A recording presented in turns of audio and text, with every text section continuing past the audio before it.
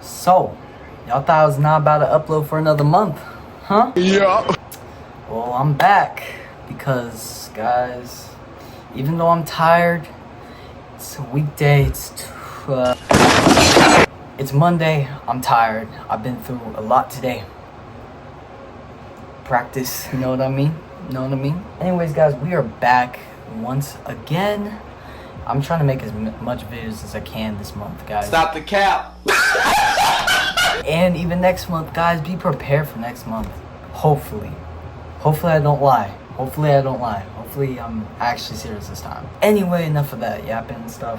We're gonna be reacting to 3 disturbing true horror stories by Mr. Nightmare, the GOAT, the king, the legend, whatever you want to call him. It just dropped. Mr. Nightmare just dropped this video yesterday.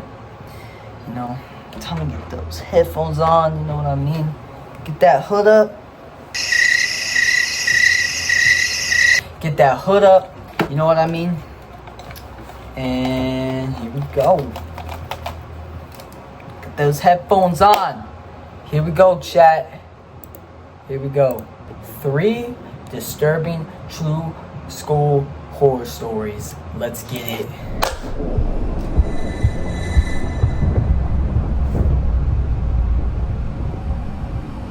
Oh gosh. Story 1 by Jasmine Escobar. I grew up in a small town in West Virginia. I won't share the name of the college I attended, but it was a small university in a little town about 15 minutes from where I grew up. Okay. I was a freshman in 2021, and COVID was still an important factor in my college experience. One of the biggest impacts was on the dorms. Most students didn't stay on campus due to COVID, so they rented apartments nearby. I was poor and didn't have that luxury, so I stayed on campus and drove home for the weekends since I lived so close. Still, I wanted the full college experience in the dorms. On my first day, I met my roommate. We had chatted a little over text because the school had given her my phone number so we could get to know each other, which I thought was a little strange. She messaged me first and seemed nice. Meeting her in person, she was still nice, but didn't say much, and she carried a privileged attitude. One time while talking, she said everyone has their own rooms due to a lack of students. I did last semester and now until you joined. I was a little taken aback and didn't know what to say, so I just changed the topic and continued the conversation. I told her I lived nearby and that I'd leave for the weekend on Friday and be back on Monday morning at 6. She didn't say much during the weekdays. She mostly stayed with her boyfriend in his dorm room. Now for the creepy part. The first Friday, I packed my bag for the weekend and left. I came back Monday morning at 6, just like I said I would. I didn't have class until 10, so I went back to sleep. I had a thick memory foam mattress, and after lying down for about 10 minutes, I felt the edge of the bed indent. I didn't move. What? I waited a minute, barely processing what was happening because I was so tired. And the mattress went back up. That's when it hit me. Nah. Someone had leaned on my bed. I turned around and saw her facing the wall, presumably sleeping, so I went back to sleep. Crap. The next weekend, What? I left again and returned at the same time. Again, I wanted more sleep. Moments after lying down, I felt the mattress indent again, but this time it wasn't just the edge. The whole side sagged, and someone was sitting next to me. I didn't move. Nah. I lay there, frozen, and then I heard them get up. My bed was very high. In fact, I needed a step stool to climb onto it, and I heard them jump off. I held my breath, then looked over. What? She was again lying on her bed, facing the wall. I didn't know what to think. Was I hallucinating from the lack of sleep? No. Was it sleep paralysis? No. It couldn't be. You were not, I could bro. still move. Could Yeah, someone have gotten into exactly. my room? Impossible. We were the only ones with keys. I decided I must be extremely tired and just imagining things, so I went back to sleep. Dang. When Monday came around, I was really nervous. I walked in and saw her lying down, facing my bed. She was asleep, so I climbed into bed and tried to sleep as well. 5 minutes later, I felt my bed indent again.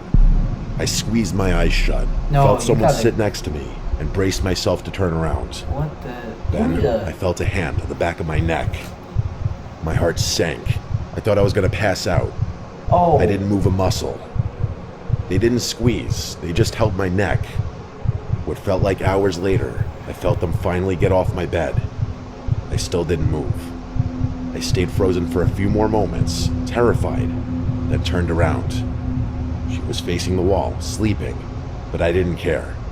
I left the room immediately and called my mom. I didn't go to class. I told my mom everything, and she reported it to the school. I was allowed to switch rooms, thank God. They asked if I wanted to involve the police, but I said no. There wasn't actual proof she had done anything. I just asked them not to give her another roommate. After unpacking in my new room, I remembered a few things. She had once told me that she had a previous roommate who didn't stay long, but she never said why. I also remembered one day she opened a locked drawer containing about 10 bottles of prescription medicine. She said it was for a skin issue. I wondered if that was true. Maybe she had another disorder or scary side effects from the medication. A few days later, I realized I had left a book and binder in her room. I didn't care much about the book, but she messaged me asking me to come get it. I told her I needed to focus on school in my new room and agreed to retrieve my things to avoid suspicion. It's literally The key still worked, so I went in. She wasn't there, and I sighed in relief. I grabbed my belongings and turned to leave. As I turned, she was standing in the doorway. I hadn't heard her unlock it. I smiled, trying to stay calm. She didn't say anything at first. I walked past her to leave, then she asked, "Where's your new room?" I told her it was on the first floor. She asked which hall, and I lied. She asked what it was near, the stairs, the front, the office, etc. I said I didn't remember, but she kept pressing. I lied again, saying it was near the stairs. I turned around and left, never seeing her again. She is trying to figure out what room they're in. That is red flags. First of all, that is bad. That is bad, guys. The fact that she is trying to know which room they're in is insane, guys. She's trying to break in your room and do something. Guys, or maybe she intentionally did this so she could get this information. Nah, that's crazy. The stairs.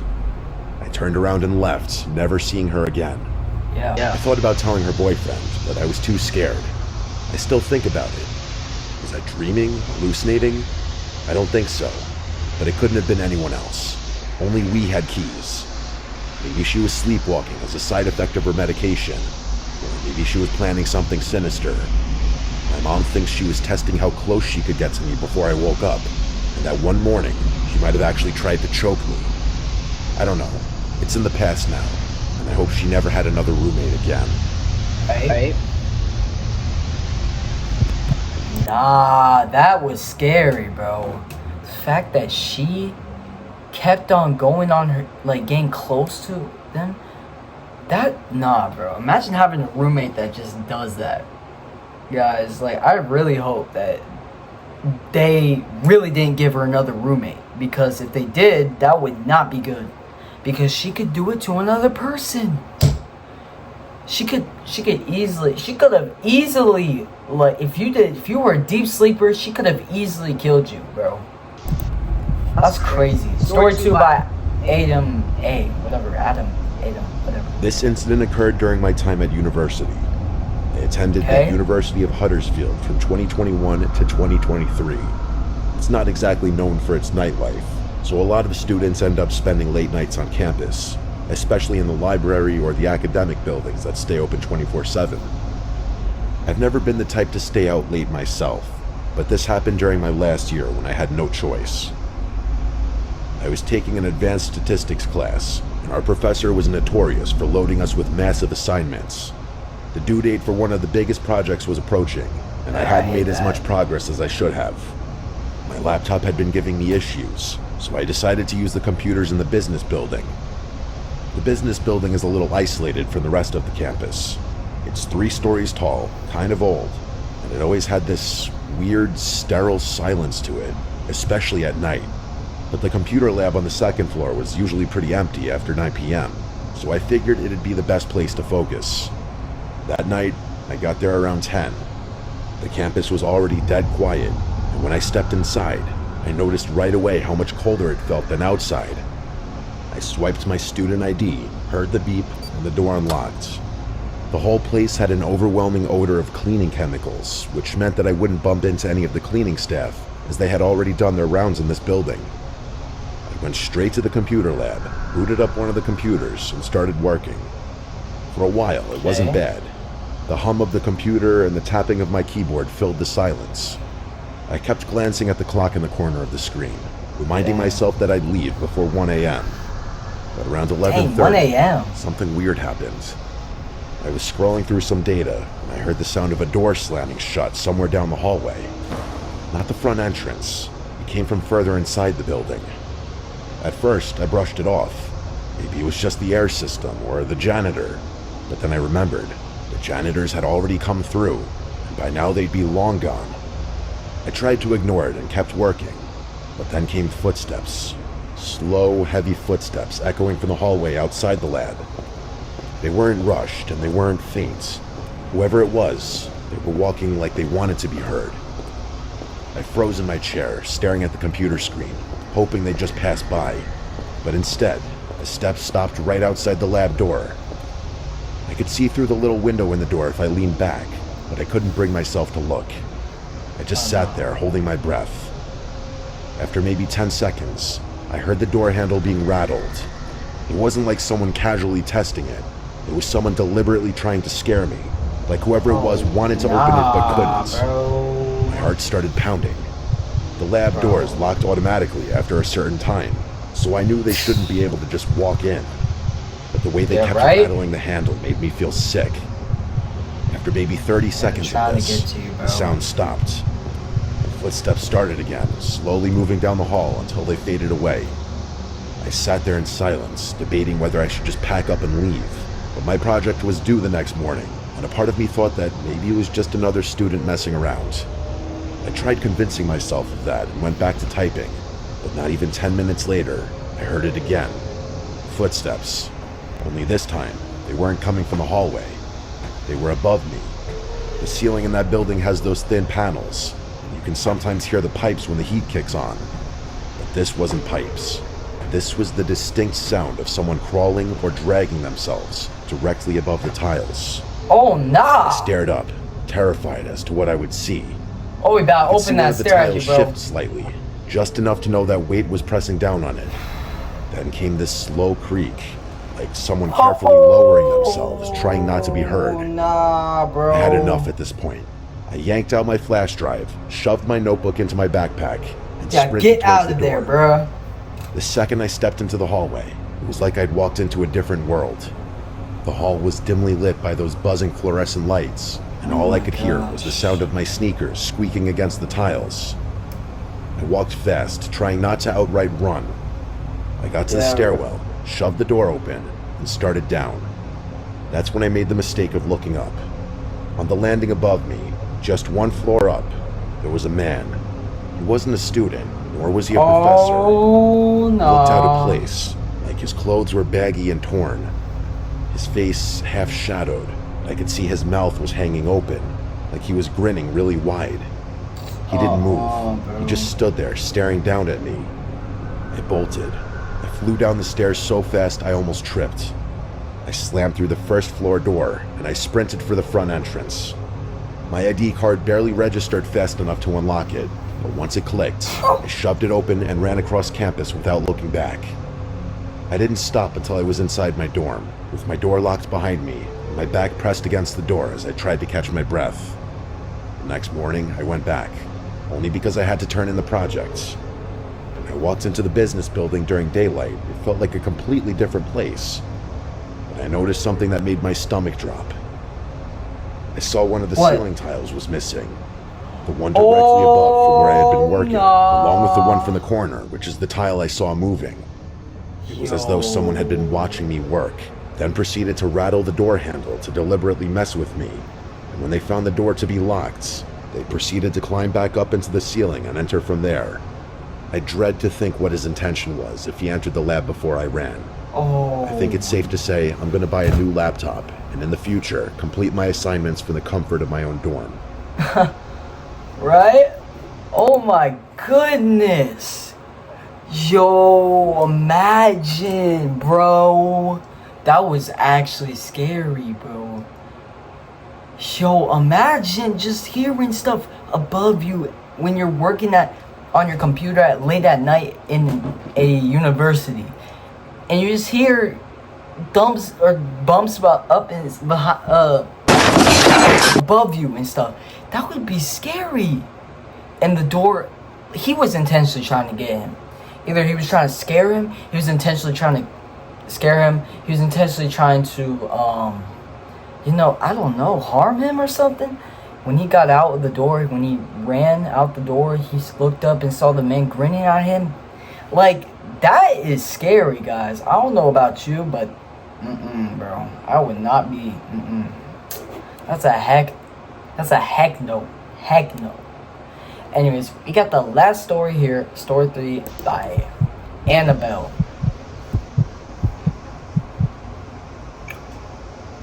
My name is Annabelle. I'm 20 years old from the UK, and this happened to me in high school, which is what we call college here in the UK. This was when I was 16. I'm about to tell you about the scariest day of my life. It sounds dramatic, I know, but you'll see why. So for context, my school had these lanyards with ID cards on them, and although anyone can walk into the building, you can only go beyond the foyer if you scan one of these IDs on a screen which opens the door into the school. The IDs have your face and name on them, but a lot of kids flip them around so you can't see their picture. You also need this to open up pretty much every door in the school other than for classrooms. Also, this was a fairly newly built school. It was really small but looked bigger because the building was pretty large.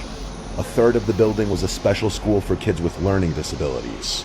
Another third of it was a nursery, and the last third of it was the actual high school. I had just started at this high school, and I vividly remember everyone being told on the first day to make sure not to let anyone in the school that we didn't know. The day that this incident happened, it was the second week of school, but this was actually only my second full day there, as I'd been feeling sick all week. I had geography class all day, and it was about halfway through the day when this takes place, about 20 minutes after lunch period. I remember drinking a heck load of juice that I got from the cafeteria at lunch, because I had to finish it all before lunch period ended, since we're not allowed drinks out in class, and I had nowhere to put it without it spilling over. So 20 minutes later, and yeah, I really needed to use the bathroom. I asked my teacher if I could go quickly, and we're not usually allowed to go to the bathroom during class anyway, so he was pretty annoyed about this since we only just had a break, but he could see I really needed to go, so he reluctantly agreed. This is significant because at this point, nobody else would really be walking around the school. I never even really saw teachers walking around often during class hours. I left the class and let myself through a set of double doors into the cafeteria, and keep in mind, there was nobody in there at this point. I carried on walking into another large room with a second set of classrooms, used the bathroom, and let myself back into the cafeteria again to head back to my classroom. When I let myself back through the doors to the cafeteria though, there was a man sitting at one of the tables. It wasn't weird for someone to be in there. Like I said, people aren't usually walking around during class hours, but they still do. I mean, I was too at that time. I didn't know who it was that was sitting there. He was too old to be a student, so I assumed it was either a teacher or a parent, and I just continued walking. But then he said, "Hey," and I let out a squeal because I'm quite a nervous, jumpy person anyway. I wasn't expecting him to speak to me. I was pretty embarrassed, but he laughed and said, "Sorry, didn't mean to scare you." This is when I realized he actually had a lanyard on, so at this point I was assuming he was a teacher. What I realized though when I look back on this is that even though he had his lanyard on with the ID part was flipped over so that the side with your face and name on it was facing the back side of the card holder that's attached to the lanyard. Like I said earlier, kids would do that all the time at the school. The scanner would still work, so it wasn't a big deal, but definitely weird for a teacher to do. Yeah. I didn't really pay attention to this detail at the time though. I need some help getting some work things out of my car. Do you mind coming out with me for just a sec? He asked me.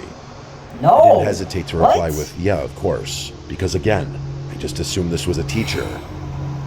We walked out of the cafeteria in silence and into the foyer and then out of the building.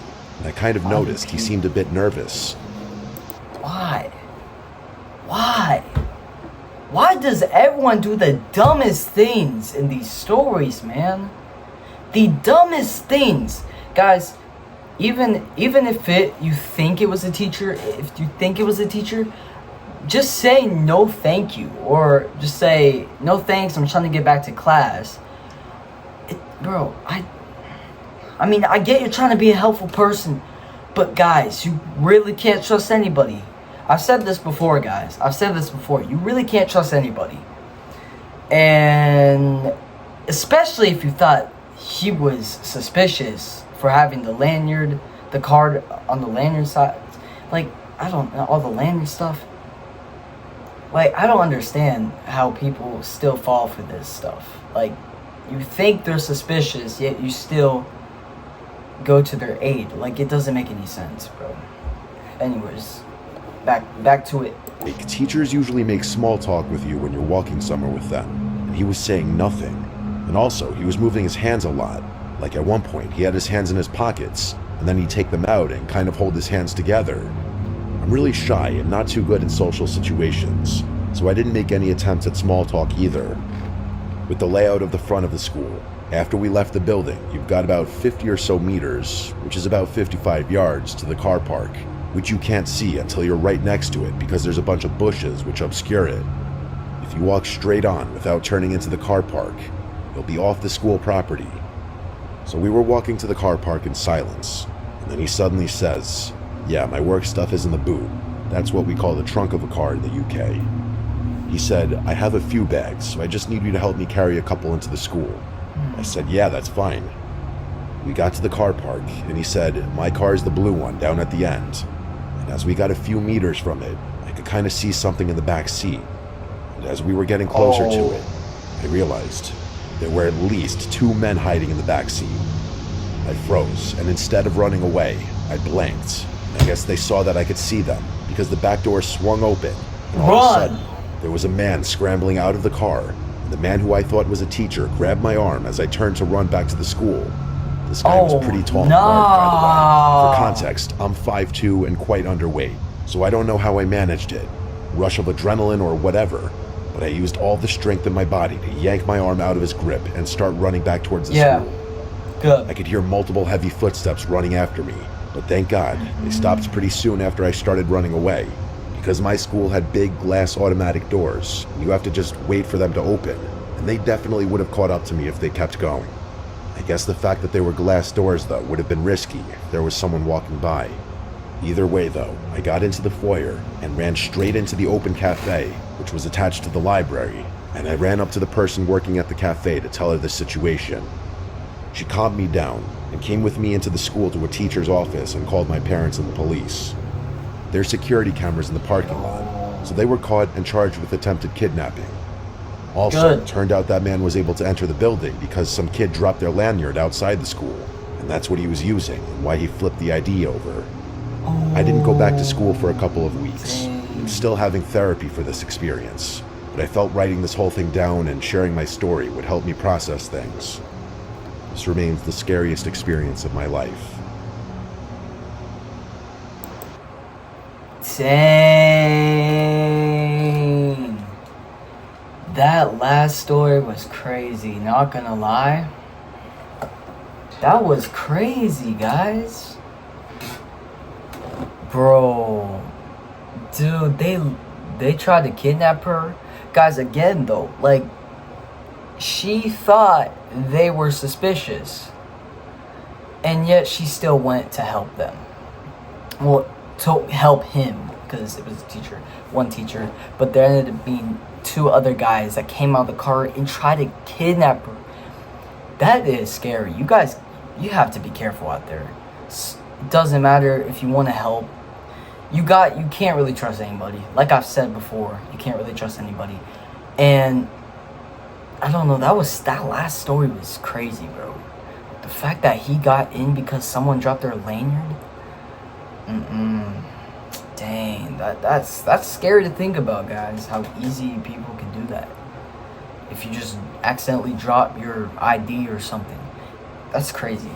Anyways, guys, I hope you enjoyed this video. Guys, I'm really trying to upload a lot.